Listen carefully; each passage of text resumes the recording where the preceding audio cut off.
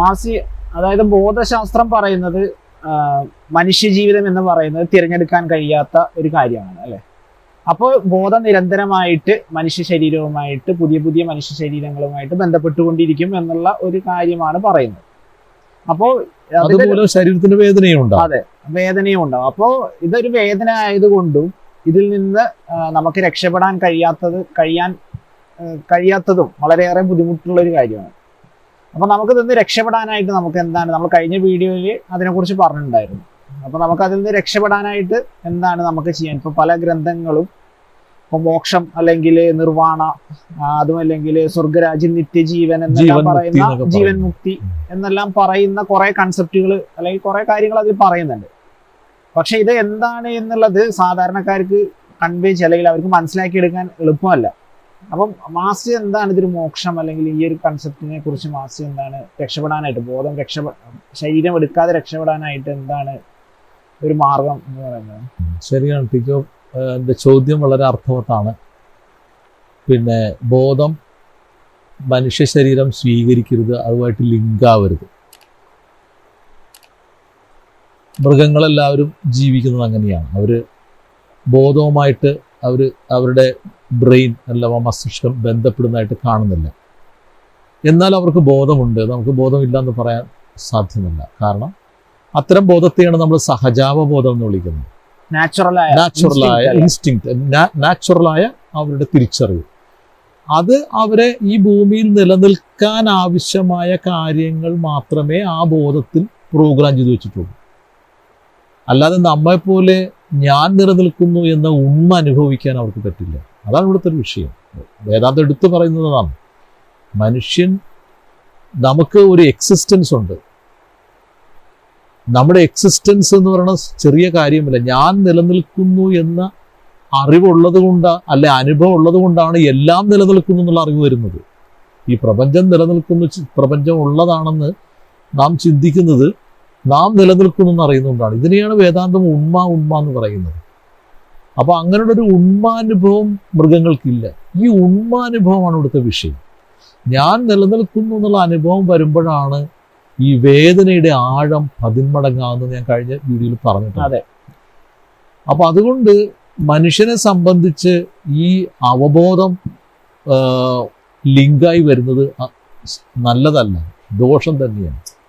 അത് അവന് പിന്നെ വളരെയധികം മാനസിക ശാരീരിക ദുഃഖങ്ങളും വേദനകളും നൽകുന്നു എന്നാണ് ബോധശാസ്ത്രം കണ്ടെത്തിയിരിക്കുന്നത്. അതുപോലെ ശാരീരിക വേദനയെ മൾട്ടിപ്ലൈ ചെയ്യുന്നതായിട്ട് നമുക്ക് അനുഭവപ്പെടും. അത് നമുക്ക് തെളിയിക്കാം പല രൂപത്തിൽ. അപ്പോ ഇവിടെ ചോദ്യം ഇതാണ്, മനുഷ്യന് മാത്രം ഈ അവബോധം എന്തുകൊണ്ട് ലിങ്ക് ചെയ്തു? മറ്റു ജീവജാലങ്ങൾക്ക് ലിങ്ക് ചെയ്യാതെ മനുഷ്യന് മാത്രം. അപ്പൊ മനുഷ്യന് 2 ബോധമുണ്ട്, സഹജാവബോധവും അവബോധവും ഉണ്ട് എന്നാണ് നമ്മൾ കാണുന്നത്. അവയർനെസ് നമ്മൾ പറയും. അപ്പോൾ ഈ അവയർനെസ് എന്താണെന്ന് നമ്മൾ ആദ്യം മനസ്സിലാക്കണം. അതിനെക്കുറിച്ച് നമ്മൾ പഠിക്കണം. അപ്പോഴും നമുക്ക് ഇത് എങ്ങനെ ജീവനുമായി ബന്ധപ്പെടുന്നു എന്ന് കണ്ടെത്തിയാലേ അതെങ്ങനെ ജീവനിൽ നിന്നും വേർപെടുത്താൻ പറ്റുമെന്ന് കണ്ടെത്താൻ പറ്റുള്ളൂ. അതാണ് ബോധശാസ്ത്രം 20 കൊല്ലത്തോളം റിസർച്ച് ചെയ്തത്. അതിനാണ് കൂടിച്ചേരുന്നത്. എന്തുകൊണ്ടാണ് കൂടിച്ചേരുന്നതെന്ന് അറിയാതെ നമുക്ക് എങ്ങനെ അതിനെ വേർപെടുത്താമെന്ന് കണ്ടുപിടിക്കാൻ പറ്റില്ല. നമ്മൾ ആദ്യം അതിന്റെ മെക്കാനിസം മനസ്സിലാക്കണം. അതാണ് ബോധശാസ്ത്രം ശ്രമിച്ചത്. അപ്പൊ നമുക്കതിന്റെ മെക്കാനിസത്തിലേക്കൊന്ന് കിടക്കാം. ബോധം എന്തുകൊണ്ടാണ്, എങ്ങനെയാണ് ഈ ജീവനുമായി ബന്ധപ്പെടുന്നതാണ്. അത് സിമ്പിളായി പറയാമെങ്കിൽ നമുക്കത് ഇങ്ങനെ പറയാം. അതായത് സാധാരണക്കാരന് മനസ്സിലാകുന്ന രീതിയിൽ നമുക്ക് ഇങ്ങനെ പറയാം. ഒരു കമ്പ്യൂട്ടർ എഞ്ചിനീയർ ഒരു റോബോട്ടിനെ അയാൾ ഡിസൈൻ ചെയ്ത് അയാൾ ഉണ്ടാക്കിയിട്ട് ആ റോബോട്ട് അയാൾക്ക് എതിരെ തന്നെ തിരിഞ്ഞാൽ എങ്ങനെ ഇരിക്കും? അതായത് അതിന് സ്വതന്ത്രമായ ഇച്ഛ, അതായത് ഫ്രീ വിൽ, അതിന് ബോധം കൊടുത്തു എന്ന് വിചാരിക്കുക. ഇപ്പൊ അതാണല്ലോ ഇപ്പോഴത്തെ പിന്നെ കമ്പ്യൂട്ടർ എഞ്ചിനീയേഴ്സ് അതാണ് ശ്രമിച്ചുകൊണ്ടിരിക്കുന്നത്. ആർട്ടിഫിഷ്യൽ ഇന്റലിജന്റ് എന്ന് പറയുന്നത് അതാണ്. അത് അയാൾക്ക് തന്നെ നേരെ തിരിഞ്ഞാൽ അത്തരം ഒരു ഡിസൈൻ അയാൾ ചെയ്യില്ല. അയാൾക്കറിയത് ആപത്താണ്. കാരണം ഇത് തനിക്ക് തന്നെ എതിരായിട്ട് ഇത് തിരിയും. അപ്പൊ അതിനെ അങ്ങനെയൊക്കെ പിന്നെ സൂചിപ്പിക്കുന്ന കുറെ കഥകളൊക്കെ ഇംഗ്ലീഷുകാർ പിന്നെ സിനിമയാക്കി മാറ്റിയിട്ടുണ്ട്. അപ്പൊ എന്ന് പറയുന്നത് പോലെ ബോധം സത്യത്തില് സങ്കല്പിച്ച്, അത് വേദാന്തം അതാണ് പറയുന്നത്. അതായത് സാക്ഷാൽ ബോധം, ബ്രഹ്മം, ഒരു ബ്രഹ്മം എന്നുള്ള വാക്ക് ഉപയോഗിക്കുന്നു. ബ്രഹ്മം സങ്കല്പിച്ച് സൃഷ്ടിച്ച് സ്വയം അനുഭവിക്കുന്നു എന്നാണ് പറയുന്നത്. എന്ന് പറഞ്ഞാൽ അനുഭവിക്കുന്നവനും സൃഷ്ടിക്കുന്നവനും ഒന്നെന്നർത്ഥം. അങ്ങനെയാണ് നമുക്ക് മനസ്സിലാക്കാൻ കഴിയുന്നത്. പക്ഷേ ഇവിടെ ഒരു ചോദ്യം വരും. സാധാരണക്കാരൊക്കെ എല്ലാവരും ചോദിക്കുന്ന ചോദ്യം എന്താണ്? നമ്മൾ എപ്പോഴാണ് നമ്മളെ സങ്കല്പിച്ചത്? നമ്മളെപ്പോഴാണ് പ്രപഞ്ചത്തെ സങ്കല്പിച്ചത്? നമ്മളെപ്പോഴാണ് നമ്മളുടെ ദേഹത്തെ സങ്കല്പിച്ചത്? ഇതൊന്നും നമുക്ക് മനസ്സിലാക്കാവുന്ന കാര്യങ്ങളല്ല. വേദാന്തം വ്യക്തമായി പറയുന്നുണ്ട് നമ്മൾ സങ്കല്പിച്ച് അനുഭവിക്കുകയാണെന്ന്. പക്ഷെ അതിൻ്റെ കൂട്ടത്തിൽ വേദാന്തം ഒരു കാര്യം കൂടി പറയുന്നുണ്ട്. ഈ സങ്കല്പിച്ച് അനുഭവിക്കുന്നത് ഒരു ഭ്രമമാണെന്ന് പറയുന്നുണ്ട്. ഈ ഭ്രമം എന്ന വാക്ക് നമ്മൾ ശരിക്കും മനസ്സിലാക്കേണ്ടിയിരിക്കുന്നു. എന്താ ഈ ഭ്രമം എന്ന് പറഞ്ഞത്? ഭ്രമം എന്ന് പറഞ്ഞാൽ തോന്നൽ എന്നാണ് ആ വാക്കിൻ്റെ അർത്ഥം.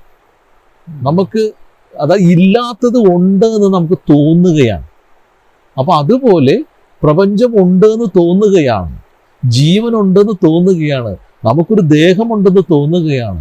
ഇതെല്ലാം ഭ്രമമാണ്. അങ്ങനെ നമ്മൾ ഭ്രമിക്കുകയാണ് ഈ പ്രപഞ്ചത്തെയും ശരീരത്തെയും. അതല്ല ഇവിടുത്തെ വിഷയം. ഓക്കെ, ബ്രഹ്മത്തിന് അല്ലെങ്കിൽ ബോധത്തിന് സങ്കല്പിച്ച് ഭ്രമിക്കാം. അത് നമ്മൾ തെറ്റെന്ന് പറയേണ്ട കാര്യമില്ല. ഇപ്പൊ നമ്മൾ ഒരു ഉദാഹരണം, ഒരു സിനിമ കാണുന്നു, ഒരു പ്രശ്നവുമില്ല. അതൊരാളുടെ സങ്കല്പമാണ്. അയാൾ നമ്മളെ ഒരു സിനിമയായിട്ട് കാണിക്കുമ്പോൾ നമുക്കത് കണ്ട് വികാരം കൊള്ളാം. പക്ഷേ സിനിമ കഴിയുമ്പോൾ പ്രശ്നം തീർന്നതോടെ നമ്മളത് ബാധിക്കുന്നില്ല. ഇപ്പൊ സിനിമയിൽ കുറെ പേര് അടിപിടി കൂടിയതുകൊണ്ട് അടിപിടിയുടെ വേദനയൊന്നും കാഴ്ചക്കാരനില്ല, നിരീക്ഷകനില്ല. അപ്പോൾ നിരീക്ഷകൻ തൻ്റെ ഭ്രമത്തെ സെപ്പറേറ്റ് ആയിട്ടാണ് കാണുന്നതെങ്കിൽ പ്രശ്നമില്ല അവിടെ. അതാണ് ബോധശാസ്ത്രം പറയുന്നത്. പക്ഷെ ഇവിടെ അങ്ങനെയല്ല. ഇവിടെ നിരീക്ഷകനാണ് ഭ്രമിക്കുന്നത്. ശരിയാണ്, നിരീക്ഷകനാണ് സിനിമയും കണ്ട് ഭ്രമിക്കുന്നത്, സമ്മതിക്കാം. പക്ഷെ ഇവിടെ അത് വ്യത്യാസമുണ്ട്. സിനിമയിൽ നിന്നും പുറത്താണ് നിരീക്ഷകൻ നിൽക്കുന്നത്, ഭ്രമിക്കുന്നവൻ നിൽക്കുന്നത്. ഇവിടെ അങ്ങനെയല്ല. ഇവിടെ ഭ്രമിക്കുന്നവൻ നിൽക്കുന്നത് ഭ്രമത്തിനകത്താണ്. അതാണ് പ്രശ്നം. ഭ്രമിക്കുന്നവൻ ഭ്രമത്തിനകത്ത് നിന്നുള്ള കുഴപ്പം എന്താണെന്ന് ചോദിച്ചാൽ ഭ്രമം യാഥാർത്ഥ്യമായി മാറും. ഏതാണ് യാഥാർത്ഥ്യം, ഏതാണ് ശരിയെന്ന് കണ്ടുപിടിക്കാൻ പറ്റില്ല. അങ്ങനെ കണ്ടുപിടിക്കാൻ പറ്റാത്തത് കൊണ്ടാണ് ഈ ഭ്രമത്തിൽ വേദന വന്നപ്പോൾ ഈ വേദന ഈ ഭ്രമിക്കുന്നവന് പരിഹരിക്കാൻ പറ്റാതെ പോയി. അത് ആ ബോധത്തിന്റെ തന്നെ വേദനയായി തീർന്നു. അത് എന്റെ വേദന. പക്ഷെ സത്യത്തിൽ അത് ഭ്രമമാണ്, അത് ഉള്ളതല്ല, വേദന ഇല്ലാത്തത് തന്നെയാണ്.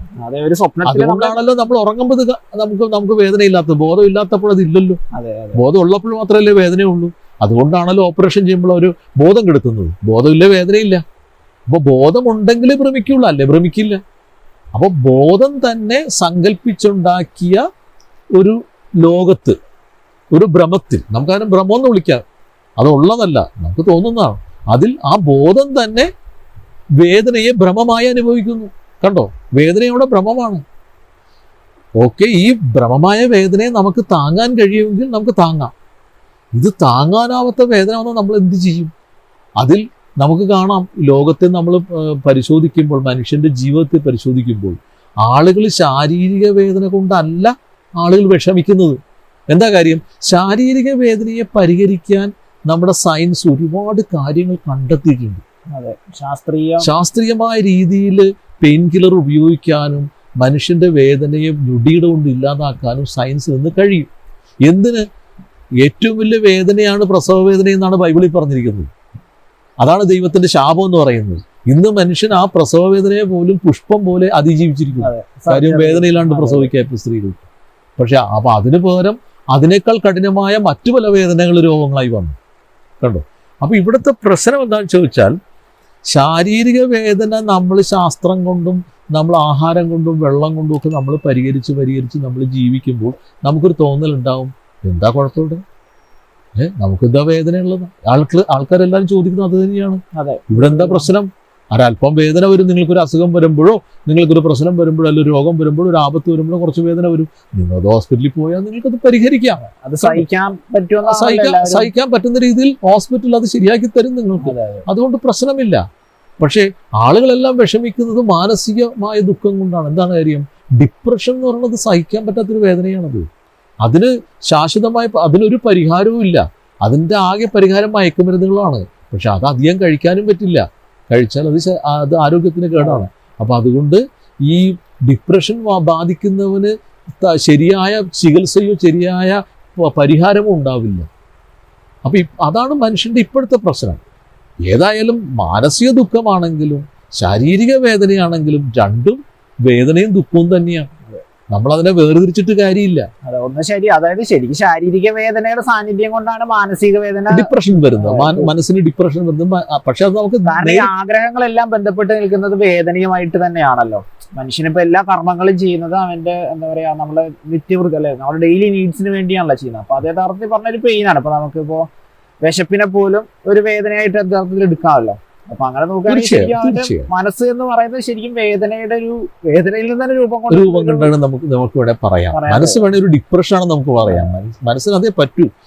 അപ്പൊ അങ്ങനെ ഈ ശാരീരിക മാനസിക വേദനകള് ഒരു ഭ്രമമായി അനുഭവിക്കുന്നത് എന്തിനാണ്? അതിന്റെ ഉദ്ദേശം എന്താണ്? നമുക്ക് അതുകൊണ്ട് എന്താ പ്രയോജനം? നമ്മൾ നോക്കുമ്പോൾ മരണം വരെ നമ്മൾ ഇതെല്ലാം അനുഭവിച്ചിട്ട് മരിക്കുന്ന സമയത്ത് നമ്മൾ മനസ്സിലാക്കുന്നു ഒന്നും എടുക്കാൻ പറ്റുന്നില്ല, ഒന്നും കൊണ്ടുപോകാൻ പറ്റുന്നില്ല, എല്ലാം നശ്വരമാണ്, ഇതിനൊരു അർത്ഥവും ഇല്ല, ചെയ്തതൊക്കെ പാഴ് എന്നുള്ളൊരു അനുഭവം നമുക്ക് വരുന്നു. നമ്മൾ ചിലപ്പോൾ മക്കളെയൊക്കെ വലിയവരാക്കിയിട്ടുണ്ടാകും, പക്ഷെ അതുകൊണ്ടൊന്നും നമുക്ക് എന്താണ് ഉദ്ദേശിക്കുന്നത് നമുക്ക് തന്നെ അറിയില്ല. നമ്മുടെ എക്സിസ്റ്റൻസിന്റെ അർത്ഥം നമുക്ക് അറിയാതെ എന്താണെന്ന് ചോദിച്ചാൽ നമ്മൾ ഈ എടുക്കുന്ന എഫേർട്ടിന്റെ ഈ അനുഭവിക്കുന്ന വേദനയ്ക്ക് അസ്വസ്ഥതയ്ക്ക് എന്താണ് പ്രതിഫലിച്ചാൽ അതിന് ഉത്തരവില്ല. അപ്പൊ അതുകൊണ്ട് അതുകൊണ്ടാണ് ബോധശാസ്ത്രം പറയുന്നത് ഈ പ്രയോജനമില്ലാത്ത കാര്യത്തിലേക്ക് നമ്മൾ എന്തിനാണ് വരുന്നത്? അത് വരാതിരിക്കുന്നതല്ലേ നല്ലത്. അപ്പൊ ആളുകൾ ഉടനെ ചോദിക്കുന്നത് അങ്ങനെയാണെങ്കിൽ മനുഷ്യർ ഈ ഭൂമിയിൽ ഉണ്ടാവില്ലെന്ന്.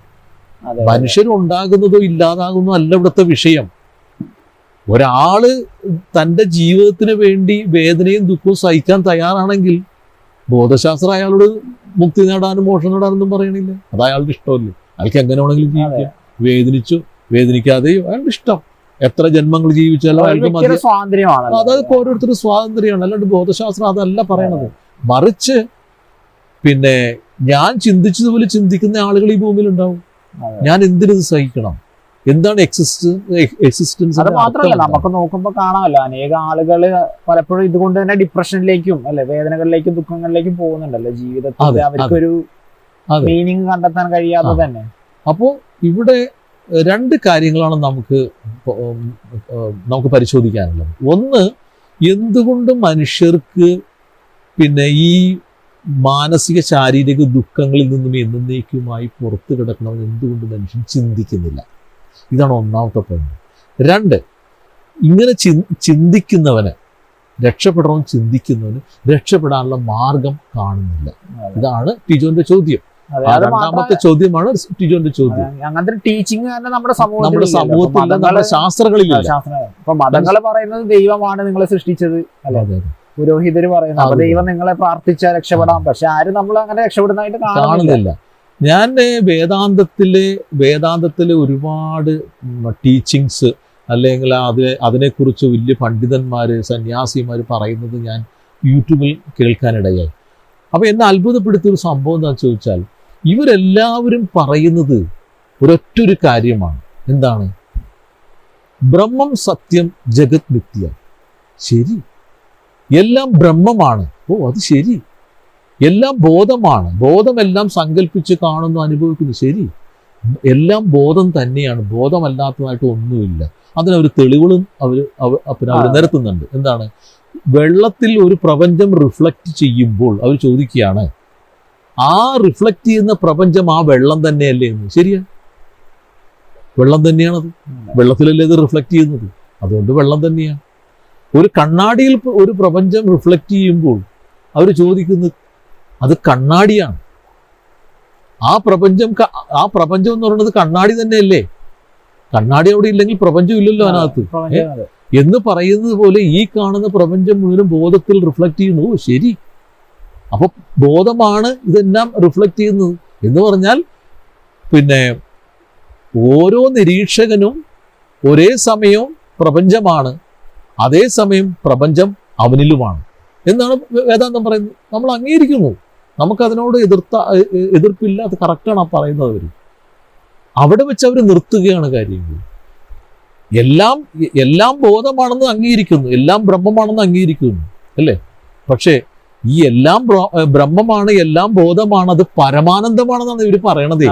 നമുക്ക് അതിനോടാ യോജിക്കാൻ പറ്റാത്തത്. ബ്രഹ്മത്തിൽ പരമാനന്ദം ഉണ്ടാവാം, പക്ഷെ അത് പരമാനന്ദമാണെന്ന് പറഞ്ഞാൽ നമുക്ക് ഈ ശാരീരിക വേദനയെ എക്സ്പ്ലെയിൻ ചെയ്യാൻ പറ്റാണ്ടായി പോകും. അങ്ങനെയുള്ള പരമാനന്ദം മാത്രമുള്ള ബ്രഹ്മം എന്തിനാണ് വേദനയുള്ള ഒരു ശരീരത്തിൽ ലിങ്കായി നിന്ന് വേദന അനുഭവിക്കുന്നു ചോദിച്ചാൽ മറുപടിയില്ല. പക്ഷെ അത്തരം ഒരു സബ്ജക്റ്റിലേക്ക് ഇവരാരും പോകുന്നില്ല. അത് മാത്രമല്ല, ഈ പരമാനന്ദം ഉണ്ടെങ്കിൽ പിന്നെ എന്തുകൊണ്ടൊരു ശരീരം, വേദന നിറഞ്ഞൊരു ശരീരം അവിടെ പ്രത്യക്ഷപ്പെട്ടു ചോദ്യം വരുന്നില്ലേ? ഇവരെല്ലാവരും അവിടെ വെച്ച് നിർത്തുകയാണ്. എന്നിട്ട് അവർ പറയണത് വിചാരം ചെയ്ത് നിങ്ങൾ ബ്രഹ്മത്തിൽ ലയിക്കുക, അല്ലെങ്കിൽ പിന്നെ എന്താ പറയാ, യോഗ ചെയ്ത് നിങ്ങൾ ബ്രഹ്മത്തിൽ ലയിക്കുക, അല്ലെ ധ്യാനം ചെയ്ത് ബ്രഹ്മത്തിൽ ലയിക്കുക. ഓക്കെ, നമ്മൾ ബ്രഹ്മത്തിൽ ലയിക്കാൻ തയ്യാറാണ്. പക്ഷെ നമ്മൾ ബ്രഹ്മം ഇതെല്ലാം ഉണ്ടായിരിക്കുന്നത് ബ്രഹ്മത്തിലാണെന്ന് അറിയാം. പക്ഷെ നമുക്ക് ബ്രഹ്മം ഒരു സബ്ജക്റ്റീവ് റിയാലിറ്റിയാണ്, അതൊരു ഒബ്ജക്റ്റീവ് റിയാലിറ്റി അല്ല. അപ്പൊ നമുക്കതിനെ കൈകാര്യം ചെയ്യാനോ, അത് നാം തന്നെയാണ്, അത് സമ്മതിക്കുന്നു. പക്ഷെ നാം തന്നെയാണെങ്കിൽ നമുക്ക് അതിനെക്കുറിച്ചുള്ള വിവരം കുറവാണ്, നമുക്ക് അതിനെക്കുറിച്ചുള്ള ഗ്രാഹ്യം കുറവാണ്. അതാണ് ഇവിടുത്തെ പ്രശ്നം. അതുകൊണ്ട് നമുക്ക് അതിനെ പിന്നെ കൈകാര്യം ചെയ്യാൻ പറ്റില്ല. അപ്പോൾ ഇവിടെ എനിക്ക് പറയാനുള്ളത്, ഈ പിന്നെ ബ്രഹ്മം ശരീരമെടുത്ത് ഒരു പ്രപഞ്ചം സൃഷ്ടിച്ച് ഒരു ശരീരമെടുത്ത് അതിൽ അവയർനെസ്സായി വന്ന് വേദന അനുഭവിക്കാതിരിക്കാൻ എന്താണ് നമുക്ക് ചെയ്യാൻ കഴിയുന്നത്? അപ്പോൾ നമുക്ക് ചെയ്യാൻ കഴിയുന്ന ഏറ്റവും പ്രധാനപ്പെട്ട കാര്യം, നമ്മളിപ്പോൾ ജീവിക്കുന്ന ബോധതലത്തിൽ നമുക്കത് മനസ്സിലാക്കാനോ ഉൾക്കൊള്ളാനോ ഉള്ള ബുദ്ധിയില്ല. ഇതാണ് ഞാൻ ആദ്യം കണ്ടെത്തിയ ഒരു സത്യം. അത് ഞാനങ്ങോട്ട് അംഗീകരിച്ചു. എനിക്ക് ഈ ബോധതലത്തിൽ ഇത് പറഞ്ഞു തരാനോ, ഇതിനെ ബോധ്യപ്പെടുത്താനോ, അല്ലെങ്കിൽ എനിക്ക് സ്വയമോ അല്ലെങ്കിൽ മറ്റൊരാൾ വഴി ബോധ്യപ്പെടാനോ ഇവിടെ ഞാൻ ഒരു മാർഗം കാണുന്നില്ല. അതിനുള്ള ടീച്ചിങ്സോ ശാസ്ത്രമോ ഇവിടെ കാണുന്നില്ല. അപ്പോൾ ഞാൻ എന്ത് ചെയ്തു? അപ്പോൾ എനിക്ക് മനസ്സിലായി, ഈ ബോധതലത്തിൽ ഇത് നോക്കിയിട്ട് കാര്യമില്ല. അപ്പോൾ അതുകൊണ്ട് ഈ ബോധതലത്തിൽ നിന്നും എനിക്ക് ഉയരാൻ കഴിയുമോ, ഈ ബോധത്തെ എനിക്ക് ഉയർത്താൻ കഴിയുമോ എന്നൊരു ചിന്തയാണ് എന്നിൽ വന്നത്. അങ്ങനെ ഞാൻ എന്ത് ചെയ്തു? എൻ്റെ ബോധത്തെ ഉയർത്താനുള്ള ചില മാർഗങ്ങൾ ഞാൻ കണ്ടെത്തി. അങ്ങനെ ഞാൻ എൻ്റെ ബോധത്തെ ഉയർത്തി മറ്റൊരു ബോധതലത്തിൽ എത്തിയപ്പോഴാണ് എനിക്ക് മനസ്സിലായത്, അതായത് രക്ഷപ്പെടേണ്ടതാണ്. അവിടെയാണ്, ആ ബോധതലത്തിലാണ് ഞാൻ മനസ്സിലാക്കിയത്, ജീവിതം തിരഞ്ഞെടുക്കാൻ കഴിയില്ല, ശരീരം വേദനയുടെ മാധ്യമമാണ്, അതുകൊണ്ട് എന്നും ഈ ജീവിത ചക്രത്തിൽ കിടന്ന് കറങ്ങുമെന്ന് അപ്പോഴാണ് എനിക്ക് മനസ്സിലായത്. അല്ലാണ്ട് ഞാൻ ഈ ബോധതലം, ഈ താഴ്ന്ന ബോധതലമായ ജാഗ്രതയിൽ ജീവിച്ചപ്പോഴല്ല ഞാൻ മനസ്സിലാക്കിയത്. ജാഗ്രതയിലെ അറിവുകൾ കൊണ്ടല്ല ഞാനത് മനസ്സിലാക്കിയത്. ജാഗ്രതയിൽ നിന്നും ഞാൻ മറ്റൊരു ബോധതലത്തിലേക്ക് പോയപ്പോഴാണ് എനിക്ക് ഇതിൻ്റെയൊക്കെ അർത്ഥം മനസ്സിലാകാൻ തുടങ്ങിയത്. അപ്പോൾ അതുകൊണ്ട് ഞാൻ എല്ലാവരോടും പറയുന്നത് അതാണ്, നിങ്ങൾ ബോധത്തെ ആദ്യം ഉയർത്ത്, എന്നിട്ട് നിങ്ങൾ നോക്ക് എന്താണ് ആ ഉയർന്ന ബോധത്തിൽ നിങ്ങളുടെ അറിവ് എന്താണ്, അനുഭവം എന്താണ്. ഇപ്പം നിങ്ങൾ കണ്ടിട്ടില്ലേ, സ്വപ്നം കാണുമ്പോൾ സ്വപ്നത്തിൽ നമ്മൾ എന്തെല്ലാം അനുഭവങ്ങളും അറിവുകളും നമ്മൾ പങ്കുവെക്കുന്നു. അവിടെ പ്രപഞ്ചത്തെ കാണുന്നു, സൂര്യനെ കാണുന്നു, എല്ലാം കാണുന്നു. അനുഭവങ്ങൾ, ഒരുപാട് അനുഭവങ്ങളുണ്ട് നമുക്ക്. പക്ഷെ ഉണർന്നു കഴിയുമ്പോൾ നമ്മൾ ആ അനുഭവത്തെ അംഗീകരിക്കില്ല, ആ അനുഭവപ്പെടുത്തിയ വസ്തുക്കളെ അംഗീകരിക്കില്ല. തോന്നലായിരുന്നു നമുക്ക് മനസ്സിലായിട്ട് നമ്മൾ വേറൊരു ലോകത്തേക്ക് വരികയാണ്. ഭ്രമം എന്ന് പറയുന്ന, അല്ലെങ്കിൽ ജാഗ്രത എന്ന് പറയുന്ന ഒരു ലോകത്തേക്ക് വരികയാണ്. ഞാൻ പറയുന്നത്, ഈ ജാഗ്രത നിങ്ങൾക്ക് ഇനിയും ഒരു ബോധതലത്തിലേക്ക് ഒരു ഉണർവുണ്ട്, ഒരു ബുദ്ധന്റെ ബോധതലം. അതിലേക്ക് നിങ്ങൾ ഉണർന്നു നോക്ക്. എന്നിട്ട് നിങ്ങൾ എന്നെ ക്രിട്ടിസൈസ് ചെയ്യും, എന്നിട്ട് നിങ്ങൾ എന്നെ വിമർശിക്കുക. മാസ്റ്റർ പറയണ തെറ്റാണ്, അല്ലെങ്കിൽ ഇത് ശരിയല്ല, ഇത് മനുഷ്യരാശിയൊക്കെ ഇല്ലാണ്ടായി പോവില്ലേ, അങ്ങനെയല്ല, ഇങ്ങനെ നിങ്ങൾക്ക് ഒരുപാട് നമ്മള് ഈ മനുഷ്യരാശി ഇല്ലാതാകുക എന്ന് പറയുമ്പോഴേ, ഇപ്പൊ നമ്മളിപ്പോ ഭൗതിക വസ്തുക്കളിലാണെങ്കിൽ പോലും എല്ലാവരും യഥാർത്ഥത്തിൽ ആനന്ദം തന്നെയാണല്ലോ തേടുന്നത്, ശരിയല്ലേ? അപ്പൊ നമുക്കത് നിത്യമായിട്ട്, അല്ലെങ്കിൽ നമുക്ക് എപ്പോഴും അത് കിട്ടാൻ സാധ്യത ഉണ്ടെങ്കിൽ നമ്മൾ അതിലേക്ക് ചെല്ലുന്നതല്ലേ കൂടുതൽ ലോജിക്കും. നമ്മളിപ്പോ വസ്തുക്കളിലേക്ക് ഇപ്പൊ അല്ലേ നമ്മൾ വിവാഹം കഴിക്കുന്നു, അല്ലെങ്കിൽ ഇപ്പൊ കുട്ടികളായിരിക്കുമ്പോൾ കളിപ്പാട്ടം വാങ്ങിക്കുന്നു, അല്ലെങ്കിൽ ഇപ്പൊ നമ്മളൊരു ജോലി നേടാൻ വേണ്ടി ശ്രമിക്കുന്നു, അല്ലെങ്കിൽ വിവാഹം കഴിക്കാൻ ശ്രമിക്കുന്നു, കുടുംബ ബന്ധങ്ങൾ, ഇതെല്ലാത്തിലും നമ്മൾ യഥാർത്ഥത്തിൽ ആനന്ദം തന്നെയാണ് യഥാർത്ഥത്തിൽ തേടുന്നത്, അല്ലെ? നമ്മളുടെ സുഖമാണ്. ഇപ്പൊ നമ്മളൊരു വിവാഹം കഴിക്കുമ്പോൾ പോലും യഥാർത്ഥത്തിൽ നമ്മളുടെ സുഖത്തിന് വേണ്ടിയാണ് വിവാഹം കഴിക്കുന്നത്, അല്ലാതെ കൂടെ നിൽക്കുന്നവരാണല്ലോ. അപ്പൊ നമ്മൾ ആനന്ദമാണ് ഫണ്ടമെന്റലി നമ്മൾ തേടുന്നത്, അല്ലെ? പക്ഷെ അത് നമുക്ക് നിത്യമായിട്ട് കിട്ടുമോ എന്ന് നമുക്ക് നോക്കുന്നതിലും തെറ്റില്ല. അതാണ് അത് തന്നെ ഞാൻ പറയണത്. അങ്ങനെ ഒരു ആനന്ദം ഈ പറയുന്ന താഴ്ന്ന ബോധത്തിൽ ലഭ്യമല്ല എന്നാണ് ഞാൻ മനസ്സിലാക്കിയത്. അതുകൊണ്ടാണ് എനിക്ക് ചിന്തിക്കേണ്ടി വന്നത് ഇതിനപ്പുറം മറ്റൊന്നുണ്ടോന്ന്. ഈ ബോധതലത്തിന് അപ്പുറം മറ്റൊന്നുണ്ടോ? കാര്യം ഈ ബോധതലത്തിൽ എനിക്ക് ആനന്ദം കിട്ടിയില്ല. ഞാൻ ഇപ്പൊ ടിജോ പറഞ്ഞതെല്ലാം ചെയ്തു. ഞാൻ വിവാഹം ചെയ്തു നോക്കി, ഞാൻ പഠിച്ച് ഒരു ജോലി ഉണ്ടാക്കാൻ ശ്രമിച്ചു നോക്കി, ഞാൻ അത്യാവശ്യം കാശ് സമ്പാദിച്ചു, ഇതൊക്കെ ചെയ്തു. ഇതെല്ലാം ചെയ്തിട്ടും എനിക്ക് ഡിപ്രഷൻ അല്ലാണ്ട് വേറൊന്നും വരുന്നില്ല. അതാണ് എന്നെ ചിന്തിപ്പിച്ചത്. ആനന്ദം എന്ന് പറയുന്നത് നമ്മൾ തേടുന്ന സന്തോഷം അല്ലെങ്കിൽ എന്താ പറയാ ഒരു പെർഫെക്ഷൻ നമുക്ക് ഒരിക്കലും വരുന്നില്ല. അത് തന്നെയാണ് ഞാൻ ചോദ്യം ചെയ്തത്. നമുക്ക് എല്ലാവരും പറയുന്നു പണം ഉണ്ടെങ്കിൽ നിങ്ങൾ സന്തോഷിക്കാന്ന്. പണം നേടിയപ്പോ ഉള്ള സന്തോഷം കൂടി പോവുകയാണ് ചെയ്തത് എനിക്ക്. അപ്പൊ പിന്നെ ഞാൻ പണത്തിന്റെ പിന്നാലെ പോയിട്ട് എന്താ കാര്യം? പിന്നെ പറഞ്ഞു നിന്റെ ജീവിതം ആകണമെങ്കിൽ അത് സന്തോഷവും സുഖമാണെങ്കിൽ ഒരു വിവാഹം ചെയ്യണം. ഞാൻ വിവാഹം ചെയ്തു. അപ്പൊ പറഞ്ഞു വിവാഹം ചെയ്താൽ ഒരു കുട്ടികളുണ്ടാവണം, അപ്പോഴേ പിന്നെ ഫാമിലി ആവുള്ളൂ, നീ അച്ഛനാവുള്ളൂ എന്നൊക്കെ പറഞ്ഞു. അത് ഞാൻ ചെയ്തു. 2 കുട്ടികളും ഉണ്ടായി. അങ്ങനെ ഞാൻ മുൻപിലേക്ക് പോകുമ്പോൾ അവിടെയെല്ലാം എൻ്റെ പ്രാരബ്ധങ്ങളും എൻ്റെ വേദനകളും കൂടുന്നതല്ലാതെ കുറയുന്നില്ല. എൻ്റെ കർമ്മപ്രാരബ്ധം വീണ്ടും വീണ്ടും കൂടുകയാണ്. കാര്യം കൂടുതൽ പണം കണ്ടെത്തണം, ഭാര്യയും മക്കളെയും നിലനിർത്തണമെങ്കിൽ, അവരെ പഠിപ്പിക്കണമെങ്കിൽ, അങ്ങനെ അവരെ നല്ല രീതിയിൽ കൊണ്ടുപോകണമെങ്കിൽ പണം വേണം. അപ്പൊ എൻ്റെ പ്രാരബ്ധം കൂടുന്നതല്ലാതെ എനിക്ക് ആ കുടുംബത്തിൽ നിന്ന് ഒന്നും ഇങ്ങോട്ട് കിട്ടുന്നില്ല. എനിക്ക് അതുകൊണ്ട് തൃപ്തിയോ സന്തോഷമൊന്നും കിട്ടുന്നില്ല. എന്നാൽ സന്തോഷത്തിന് വേണ്ടിയല്ല ഇതൊക്കെ ചെയ്തത് ആണ്. പക്ഷെ അത് കിട്ടാതെ വന്നപ്പോഴാണ് ഞാൻ മനസ്സിലാക്കിയത്. പക്ഷെ പലതിപ്പോ നമ്മളെ ഇപ്പൊ ഈ വിവാഹമൊക്കെ ചെയ്യുന്നവർ പലരും ഇപ്പൊ പ്രേമിച്ച് വിവാഹം കഴിക്കുന്നവര് പക്ഷെ പലപ്പോഴും അവസാന കാലഘട്ടത്തില്, അവസാനമല്ല പലരും കൊലപാതകത്തിലേക്ക് വരെ എത്തുന്നതായിട്ട് നമ്മൾ കാണുന്നുണ്ടല്ലോ. അത് തന്നെ ബെസ്റ്റ് എക്സാമ്പിൾ അല്ലേ? അതെ, ടിജോ പറഞ്ഞത് വളരെ അർത്ഥവത്തായ സംഗതിയാണ്. ബെസ്റ്റ് എക്സാമ്പിളാണ്. അതുകൊണ്ടൊന്നും നമുക്ക് ഈ താഴ്ന്ന ബോധത്തിൽ നമുക്ക് സന്തോഷവും സുഖവും കിട്ടില്ല എന്ന് മനസ്സിലാക്കിയത് കൊണ്ടാണ് ഞാൻ വേറെ ഏതെങ്കിലും ബോധതലമുണ്ടോ നമുക്ക് സന്തോഷവും സുഖവും ഉള്ളത്. അങ്ങനെ അന്വേഷിച്ച് ബോധത്തെ ഉയർത്തിയപ്പോഴാണ് എനിക്ക് മനസ്സിലായത് ഇവിടെ സന്തോഷം എന്ന് പറയുന്നത് അല്ലെ സുഖം എന്ന് പറയുന്നത് ശരീരത്തിന്റെ സാന്നിധ്യത്തിൽ ബുദ്ധനാണെങ്കിൽ പോലും സാധ്യമല്ലെന്ന് ഞാൻ കണ്ടെത്തിയത്. ഒരു ബുദ്ധനായാൽ പോലും അയാളുടെ ശാരീരിക വേദനയിൽ അയാളുടെ എറ്റേണൽ ബ്ലിസ് നഷ്ടപ്പെടും എന്നാണ് ഞാൻ കണ്ടത്. പക്ഷേ ഇന്നുള്ള എല്ലാ മാധ്യമങ്ങളും പറഞ്ഞു പരത്തുന്നത് ബുദ്ധനായാൽ നിങ്ങൾ പരമാനന്ദത്തിലെത്തി, അതൊരു ആഘോഷമാണ്, അത് നിങ്ങളുടെ ജീവിതം സെലിബ്രേറ്റ് ചെയ്യാന്നൊക്കെയാണ് ഓരോരോ മിസ്റ്റേക്കുകൾ ഇവിടെ പറഞ്ഞ് ആളുകളെ ബോധം കെടുത്തുന്നത്. അങ്ങനെ നിങ്ങൾ ബുദ്ധനാകാൻ ശ്രമിക്കണം. ബുദ്ധനായാൽ പിന്നെ പരമാനന്ദം മാത്രമുള്ള വേദന ഉണ്ടാവില്ല. ശരീരം നിലനിൽക്കുന്ന അത്രയും നാള് ബുദ്ധനായാലും ജാഗ്രതയിലൊരു മനുഷ്യനായാലും വേദനയെ നമുക്ക് ഒഴിവാക്കാൻ പറ്റില്ല. പിന്നെ വ്യത്യാസം എന്താണെന്ന് ചോദിച്ചാൽ ബുദ്ധന്റെ ബോധതലത്തിൽ ഒരേ ഒരു പ്രശ്നമേ ഉള്ളൂ. എന്താണത്? ശാരീരിക വേദന മാത്രമേ ഉള്ളൂ. മാനസിക ദുഃഖം കംപ്ലീറ്റ് ആയിട്ട് പോകും. ഈ ശാരീരിക വേദനയ്ക്ക് ശാസ്ത്രം ഒരുപാട് പരിഹാരം കണ്ടെത്തിയിട്ടുണ്ട്. അപ്പോൾ ബുദ്ധന്റെ ജീവിതം ഓൾമോസ്റ്റ് പരമാനന്ദത്തിലായിരിക്കും ഇന്നത്തെ കാലത്ത്, ഇനിയുള്ള കാലത്ത്. കാരണം വേദനയ്ക്ക് പരിഹാരമുണ്ട്, ശാരീരിക വേദനയ്ക്ക് കുറേയെല്ലാം പരിഹാരമുണ്ട്. അതുകൊണ്ട് ബുദ്ധൻ ഒരുവിധം ബ്ലിസ്സിൽ, എറ്റേണൽ ബ്ലിസ്സിൽ ജീവിച്ച് നിർവ്വാണയിലേക്ക് പോകാം. അപ്പോൾ ഇപ്പോഴും നമ്മുടെ ചോദ്യത്തിന്റെ ഉത്തരമാകുന്നില്ല. ചോദ്യത്തിന്റെ കാര്യം അപ്പൊ ചോദ്യത്തിന്റെ ഉത്തരം ആയില്ലല്ലോ എന്ന് നിങ്ങൾ ചിന്തിക്കും. ചോദ്യത്തിന്റെ ഉത്തരമാണ് ഞാൻ പറഞ്ഞത്. എന്താ കാരണം എന്ന് ചോദിച്ചാൽ, നിങ്ങൾ ബുദ്ധന്റെ ബോധനത്തിലേക്ക് ഉണർന്നാൽ പിന്നെ നിങ്ങൾ എനിക്ക് ഒന്നും പഠിപ്പിക്കേണ്ട, നിങ്ങൾ എനിക്കൊന്നും പറയണ്ട. ഞാൻ എന്താണോ മനസ്സിലാക്കിയത് അത് നിങ്ങൾക്ക് മനസ്സിലാവും. ഞാൻ എന്താണോ അനുഭവിക്കുന്നത് അത് നിങ്ങൾക്ക് അനുഭവിക്കാൻ പറ്റും. അപ്പൊ പിന്നെ ഇവിടെ ചോദ്യങ്ങളില്ല. ഞാൻ ഈ എന്താ പറയുക, ബോധത്തെ ഈ ദേഹവുമായിട്ട് ബന്ധപ്പെടുത്താതിരിക്കാൻ ഞാൻ എന്താണ് ചെയ്യേണ്ടത്, അല്ലെങ്കിൽ മോക്ഷം നേടാൻ ഞാൻ എന്താണ് ചെയ്യേണ്ടത്, അല്ലെങ്കിൽ നിർവ്വാണം നേടാൻ ഞാൻ എന്താണ് ചെയ്യേണ്ടതെന്ന് ചോദിക്കേണ്ട ആവശ്യമില്ല. ഇപ്പോൾ എനിക്ക് തോന്നുന്നു ടിജോയ്ക്ക് കാര്യം മനസ്സിലായിരുന്നു. അപ്പോൾ അതുകൊണ്ട് നമ്മൾ ആദ്യം ചെയ്യേണ്ടത് ഉയർന്ന ബോധത്തിലേക്ക് ഉണരാനുള്ള പരിശ്രമം നടത്തുക എന്നത് മാത്രമാണ്. ശരി, കാര്യങ്ങൾ ബോധ്യപ്പെട്ടെന്ന് വിചാരിക്കുന്നു. ശരി.